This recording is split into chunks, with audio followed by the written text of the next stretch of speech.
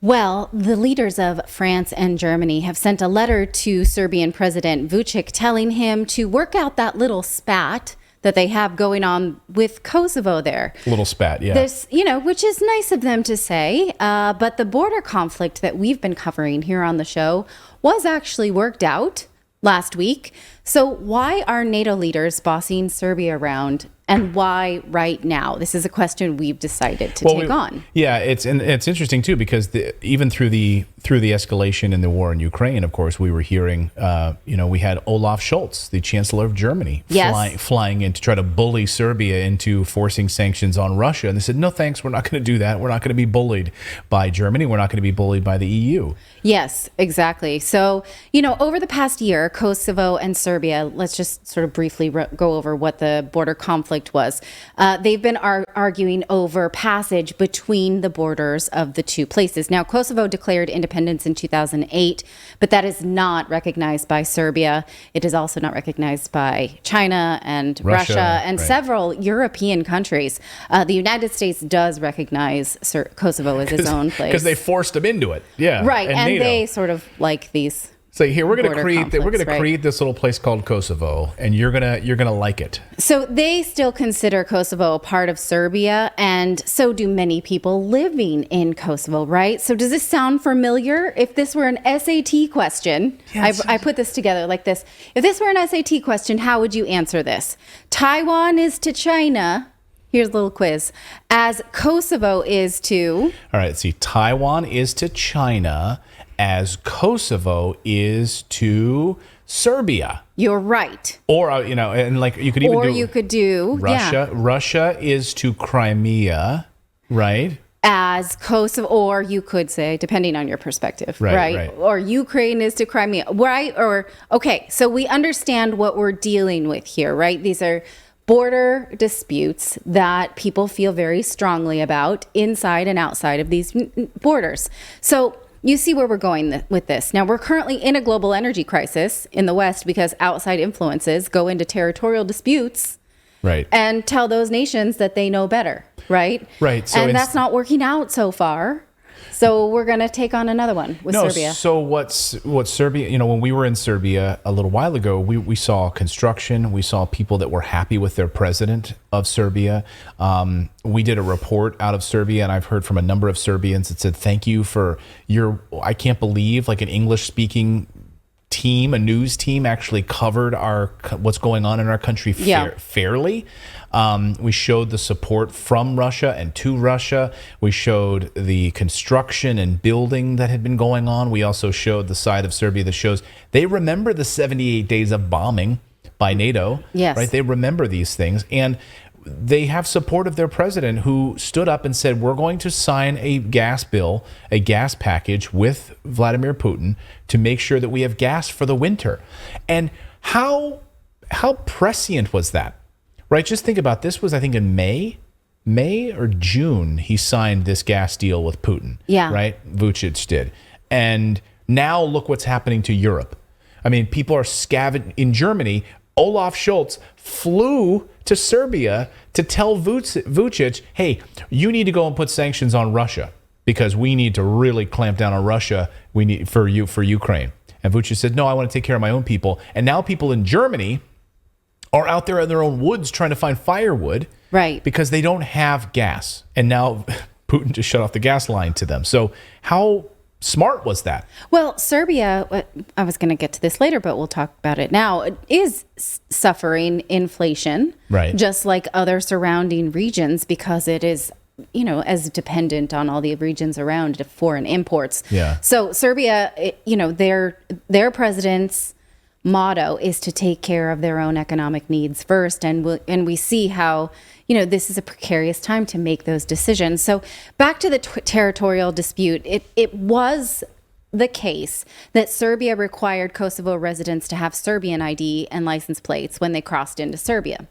And likewise, Kosovo was about to do the same, require Kosovo ID and license plates when Serbian people crossed over into their borders, disputed borders. And that did not go over well. It prompted protests and military exercises.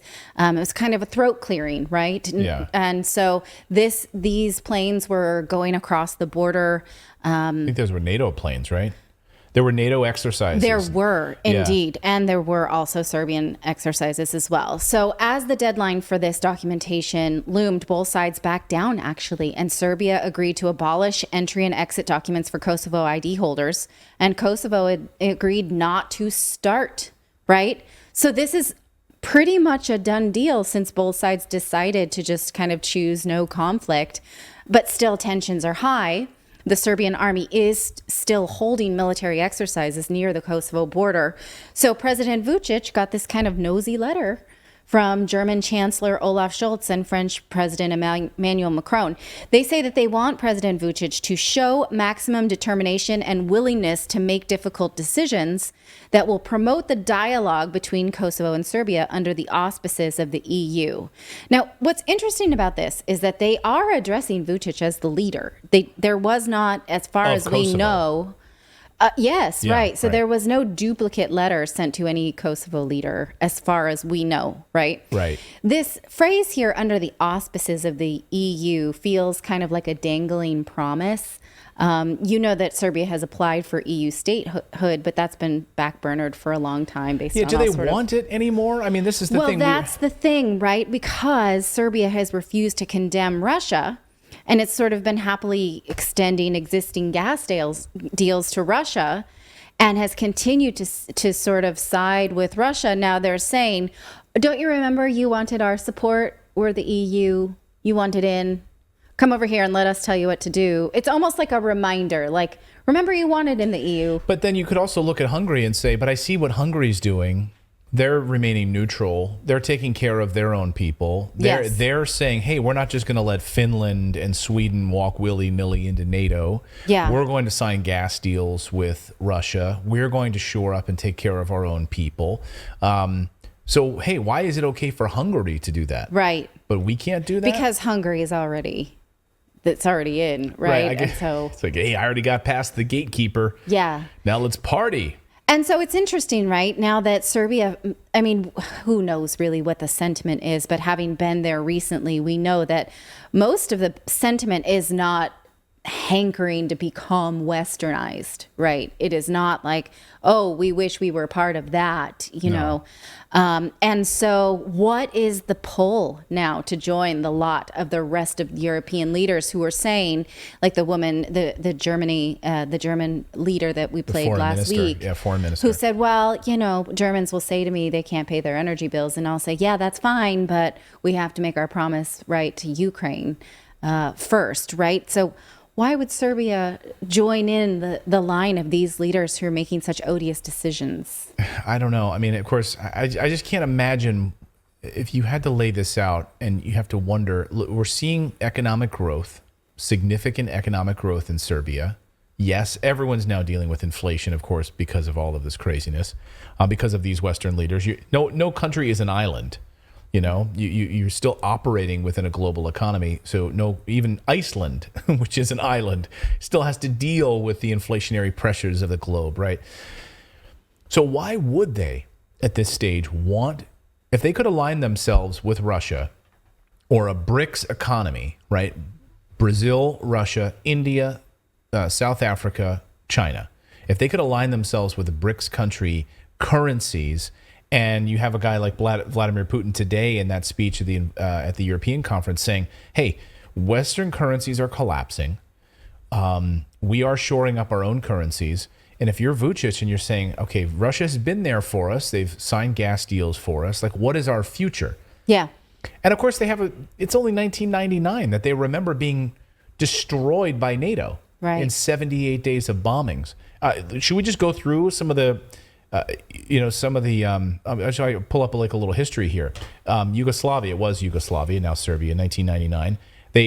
When NATO struck, they hit a major media center, right? Major television outlets and everything destroyed. A hospital destroyed. And then another hospital in Belgrade. NATO destroyed tons of bridges, including one which was bombed as a civilian train was driving across it. The bombing also destroyed the electrical grid. released toxic chemicals as a result. It hit columns of refugees.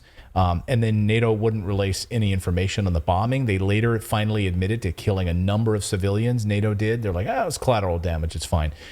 They finally did admit to this. So, I mean, they remember what it was like to be attacked by NATO. They were destroyed, essentially. Why would they want to join up with them? Why would you want to be a part of that group? Right. It's like wanting to be friends with bullies. Question. Wanting to be friends with bullies after they bully you. I don't get it, Right. It's interesting. And, how do we know how President Vucic will take this? But we saw that he did not seem intimidated by German Chancellor Scholz when he said, look, you should join us in this sanction things. And he said, you deal with your stuff. I'm going to deal with mine. He seemed like, he's not going to be intimidated. But this is why, to me, global politics and geopolitics, it's so fascinating, right? Because, they want us to, the globalists want sort of like a unipolar order, right? Sure. This idea where sovereign borders don't matter and people in certain regions don't matter and everything is just homogeneous. And we're seeing now in this past year to 2 years how important it is for countries to have their own sovereign decision-making bodies for their own people in their own regions with their own food and their own minerals and their own resources. And this idea of like a Star Trek Next Generation, like unipolar, there's one world. And by the way, in Star Trek, like wasn't like Starfleet, like San Francisco was the center of the universe in Star Trek? I don't know. Yes, it was. So I love how it was a Western, United States, of course. But anyway, I find it utterly fascinating and good for the Serbian people that you've got a president. Hopefully, let us know if you disagree. But that a president is like looking out for the people of Serbia. No one's perfect,